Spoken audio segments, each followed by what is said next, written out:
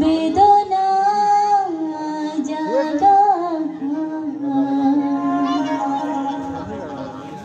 মন কেন খুঁজে ফেরে শুধু যেন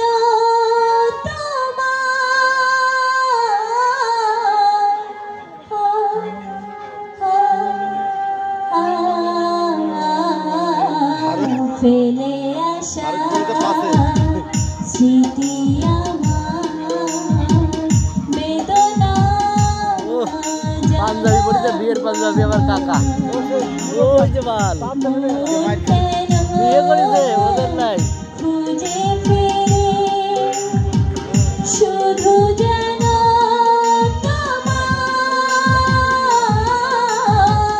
ফেলে আসা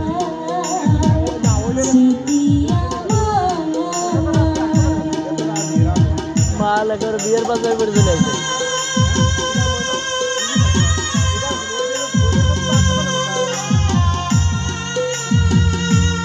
এই বোন নায়ক কিন্তু ধরতে গেলে মারবে নায়িকা হয়ে গেল হ্যাঁ মেয়েটার ওর বাড়ি হলো খুলনা 0 পয়েন্ট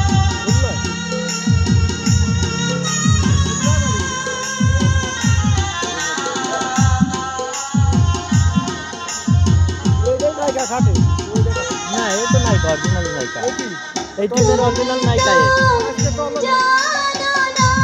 নায়িকার পার্টি তো করতেছে নায়িকার অনেক সময় বিয়ে হয়ে যায় না অন্য জায়গায় পুরোর সাথে বিয়ে হয়ে গেছে কাকতলীয় ভাবে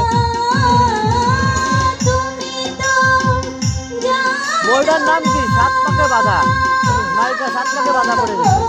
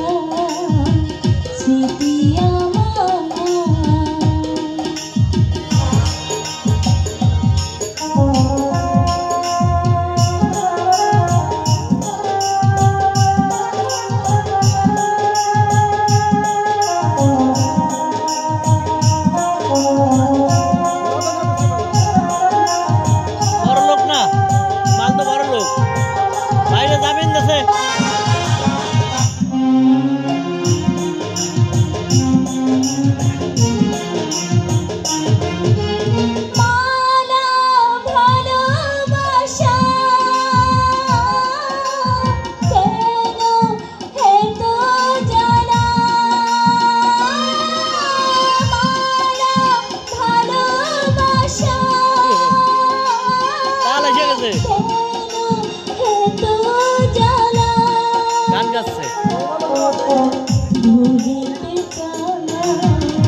সহজে তো ভোলা নাহি যায় মন কেন খুঁজে ফেরে শুধু যেন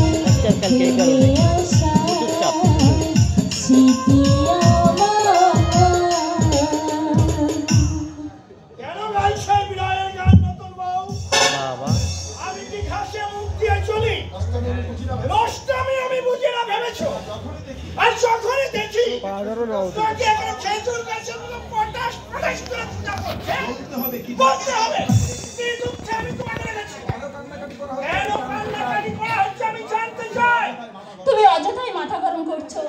আমি তো কোনো অভিযোগ করিনি। তুমি দয়া করে আমাকে বিয়ে না করলে আমার দাদার জেল ছিল অবধারিত। তোমার এই মুহূর্তের কথা কোনোদিনই আমি ভুলবো না। তোমার ভাইকে ছাড়িয়ে এনে আমি একেবারে কালকে বোমা নিয়ে দাঁড়িয়েছিল সঞ্জয় বাবুকে মারবার জন্য। দাদা তোমার দাদা ওয়াগান ব্রেকারদের দলে মিশে প্রেম করলো ওয়াগান ভাঙছে আর নাকি বলে বেড়াচ্ছে আমাকে খুন করবে। আমি তোমাকে বলে রাখলাম আমার পিছনে লাগতে এলে বাপের নাম সারা আমি খরলেন করে ছেড়ে দেবো। আমার নাম হচ্ছে জারিয়াতে লাগি তারকে বেরিয়ে করেছে। দাদা অবশেষে নোংরা কাজে নেমে পড়লো। কিন্তু দাদা তো কোনোদিন এরকম ছিল না। তুমি দাদাকে দয়া করে একবার আমার কাছে নিয়ে আসতে পারো। আমি তাকে বুঝিয়ে বলবো যার মাথার উপরে বৃদ্ধ মা বাবা সে কি করে মৃত্যুর সঙ্গে পাঙ্গা নিতে পারে। দাদার পায়ে ধরে আমি বলবো কার উপর অভিমান করে তুমি নিশ্চিত মৃত্যুর মুখে ঝাঁপিয়ে পড়েছো। দাদা তুমি শিক্ষিত মানুষ হয়ে কেন এই কাজ করছো?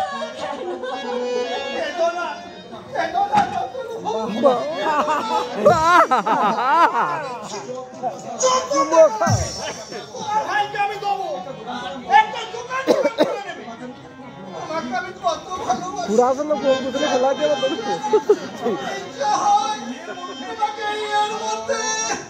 পাইদার ফারুক ভাই মারেন বাবা গান গাছ ফারুক ভাই বাবা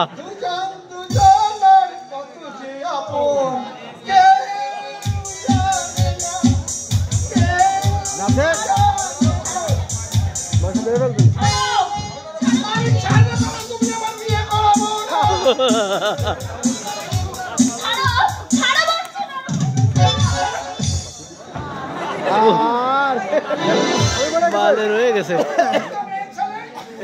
আমি পশু আমি কেটে পশু বলি মেরে একেবারে হাড় ঘুরিয়ে দেবো। এই সাত বলির বন্ধু নেচে মারা পুরুষ নয়। হ্যাঁ সে মাগের বাচ্চা বাবা চাপকে একটা ইয়ের ছাল তুলে দেবো। ইয়ের চাল মায়ের জন্য তুমি আমার দেহটাকে পেতে পারো কিন্তু মন কোনোদিন পাবে না। তুমি আইনের দোহাই দিয়ে স্বামীত্বের অধিকার চাইতে পারো, মনের অধিকার কোনোদিন পাবে না। আজ আমি কুমারী আর কুমারী থেকেই আমি ওই চিতায় উঠবো।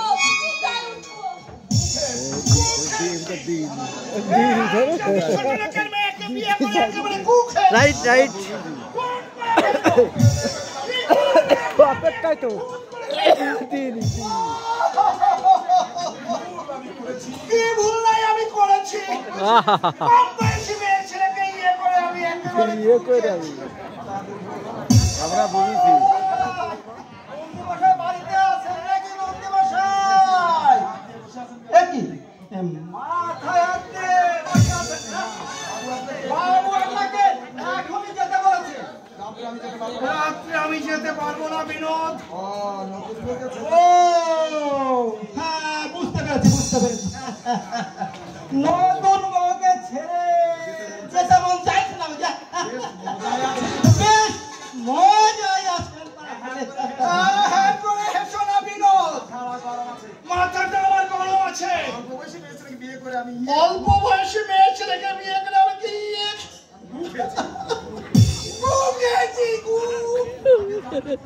আগে জানলে কোন শালা এই কাজটা করতো। প্রাণ আমার হস্তগত হয়ে উঠেছে। কি ব্যাপার নন্দী মশাই? মনে হচ্ছে বিয়ে করে সুখ পাননি।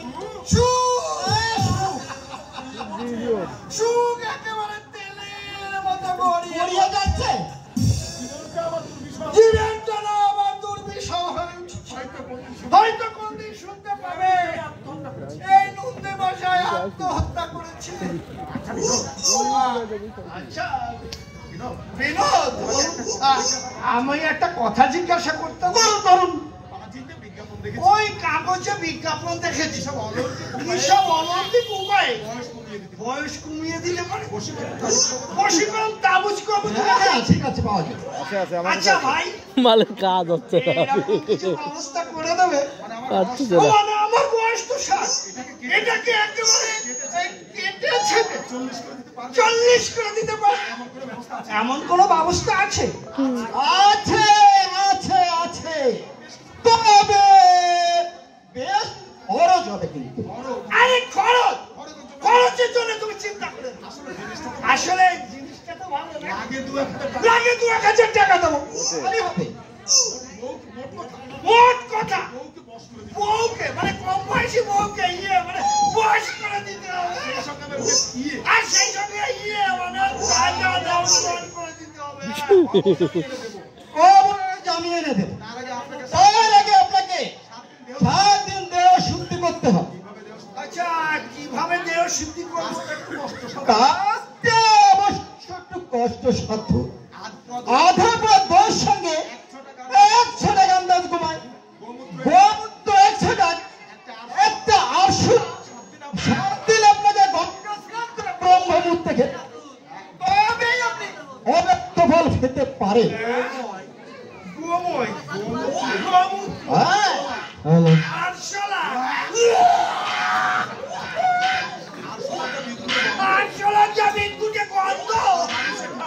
এটা কি মানুষের কাজ?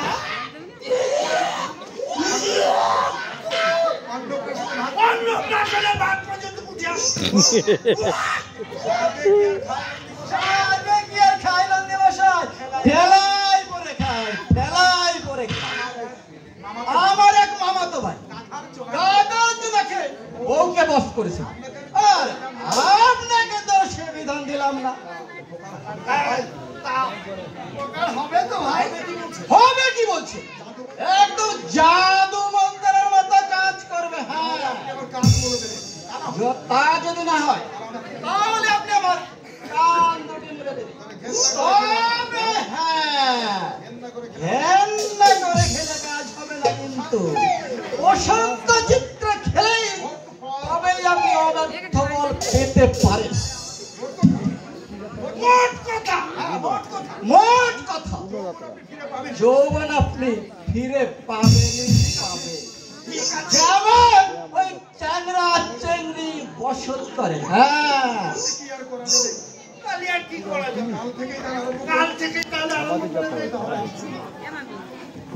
তাহলে আমি আসছি।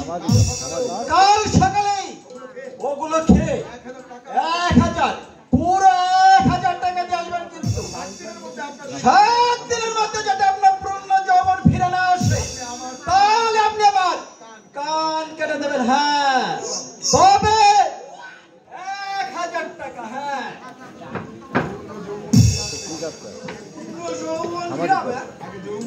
আগে যৌবন ফিরে আসুক, তারপর কলম কিনে কালো করে দেবো। টাকায় নাকি বাঘের দুধ মেলে।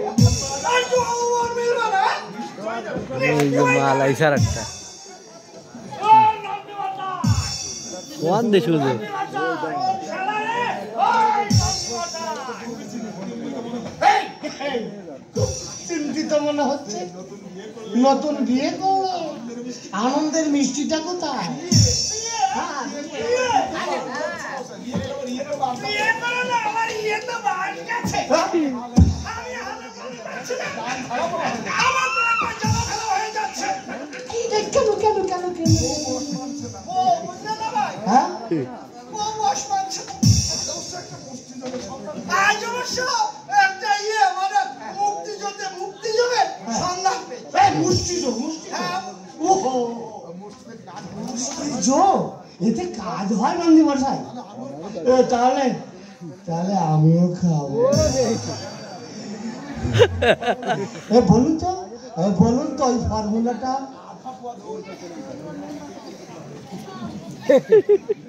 মাল আছে কিনা দেখে এটা খুঁজা দাও আমিও খাবো। তাহলে বলি বলো। আদা পোয়া দই, আধা পোয়া দই, 100 টা গোবর, হ্যাঁ, আর 800 সঙ্গে গোমূত্র, এই, আদা ছোট।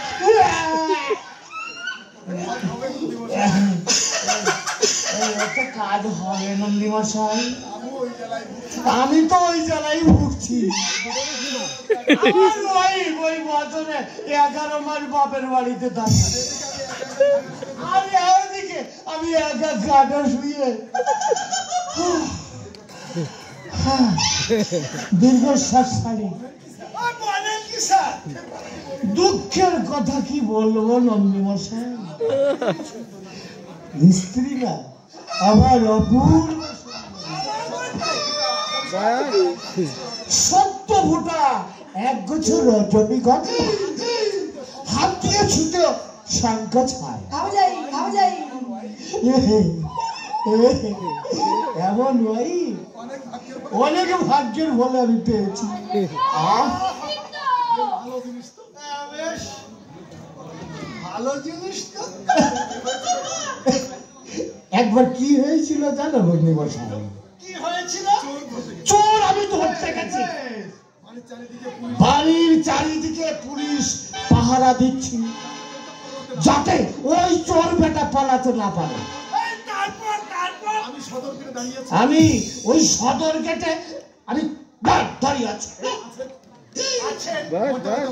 হঠাৎ আমার ওয়াইফের অপূর্ব সুন্দরী মুখখানা আমার মানুষ পটে সিনেমা পদ্মার মতো ভেসে উঠল।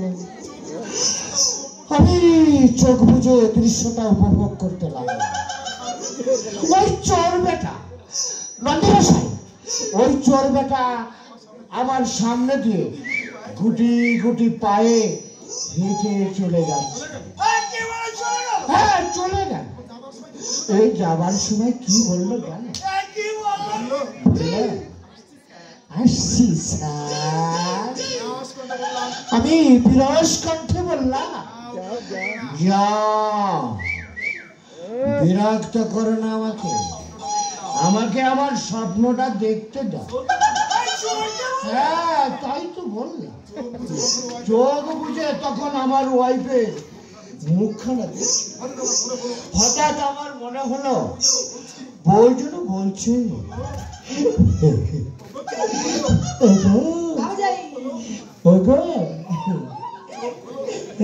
চোখ কালো না, আমি না এসেছি তোমার কাছে। চোখ খুলেই দেখি সামনে দাঁড়িয়ে বিরাট গোবলা বোসবুড়ি এক সিপাই। সিপাই ইচ্ছে হচ্ছিল সে কষে একটা কোন রকমে আমি সামনে নিলাম। কোথায় আমার সুন্দরী ভাই আর কোথায় গোবলা ভোজপুরি সিপাই? রাগ হবে না বলুন? এই রাগ হবে না? আপনার রক্ত দেখছি আমার থেকে খুব কঠিন স্যার। আপনি বেঁচে আছেন কি করে? আরে বেঁচে কি আছি আমি?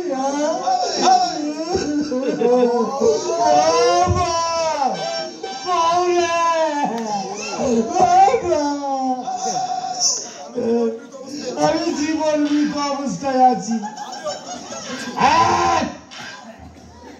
আমিও প্রতিজ্ঞা করেছি বউ যতদিন বাড়িতে না আসবে ওই চোর শাসন আমি কোনোদিনই ধরবো না।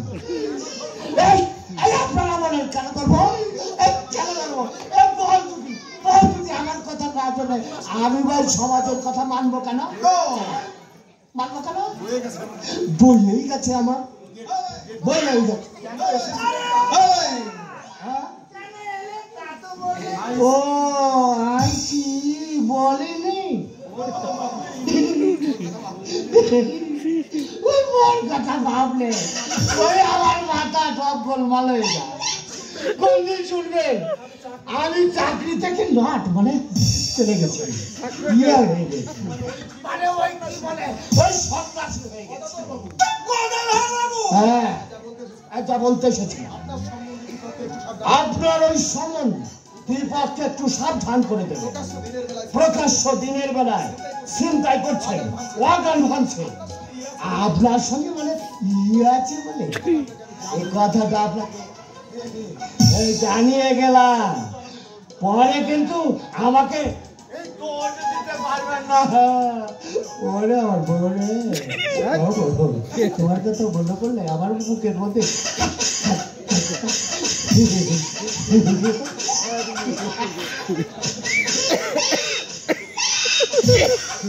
মালাকান আমার নিজের ছাড়া নিজে গগুড়ের অবস্থা আমি যাব সাবধান করতে কি দায় পড়েছ আমার? বলিও সতীলক্ষ্মী বেহুলা আমি একটু বাইরে যাচ্ছি, সদর দরজাটা একটু বন্ধ করে রেখো।